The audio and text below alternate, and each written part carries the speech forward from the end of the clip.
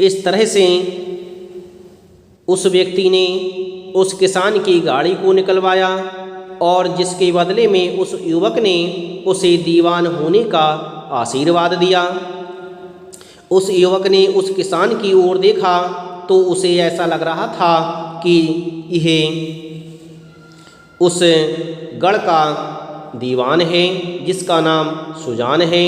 उसकी आवाज़ भी सुजान से मिलती जुलती लग रही थी। महीना पूरा हुआ और चुनाव का दिन आ पहुंचा। उम्मीदवार लोग प्रातःकाल से ही अपनी अपनी किस्मत का फैसला सुनने के लिए उत्सुक थे।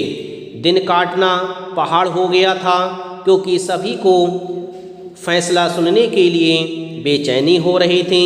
प्रत्येक के चेहरे पर आशा और निराशा के रंग आते जाते दिख रहे थे। नहीं मालूम आज किसके नसीब जागेंगे, ना जाने किस पर लक्ष्मी की कृपा दृष्टि होगी। संध्या समय राजा साहब का दरबार सजाया गया। शहर के रईस और धनाढ्य राज्य के कर्मचारी और दरबारी तथा दीवानी के उम्मीदवारों का समूह सब रंग बिरंगी सज धज बनाए दरबार में आ विराजे। सभी दरबार में आ गए। उम्मीदवारों के कलेजे धड़क रहे थे। जो वहाँ पर उम्मीदवार बैठे हुए थे, जो उस प्रतियोगिता में आए हुए थे, उनके कलेजे, उनके हृदय धड़क रहे थे।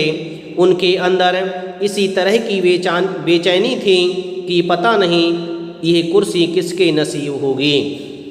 तब सरदार सुजान सिंह ने खड़े होकर कहा, दीवानी के उम्मीदवार महाशयों, मैंने आप लोगों को जो कष्ट दिया है उसके लिए मुझे क्षमा कीजिए। इस पद के लिए ऐसे पुरुष की आवश्यकता थी जिसके हृदय में दया हो और साथ साथ आत्मबल भी हो। हृदय वह जो उदार हो, आत्मबल वह जो विपत्ति का वीरता के साथ सामना कर सकें। और इस रियासत के सौभाग्य से हमको ऐसा पुरुष मिल गया है। ऐसे गुण वाले संसार में कम ही होते हैं जो हैं वे कीर्ति और मान के शिखर पर बैठे हुए हैं। उन तक हमारी पहुँच नहीं है। मैं रियासत को पंडित जानकीनाथ सा दीवान पाने पर बधाई देता हूँ। इस तरह से उन दीवान ने इस तरह से सब लोगों के सम्मुख बात के लिए कहा था। रियासत के कर्मचारियों और रईसों ने जानकीनाथ की तरफ देखा। उम्मीदवार दल की आंखें उधर उठीं, मगर उन आँखों में सत्कार था और उन आँखों में ईर्ष्या।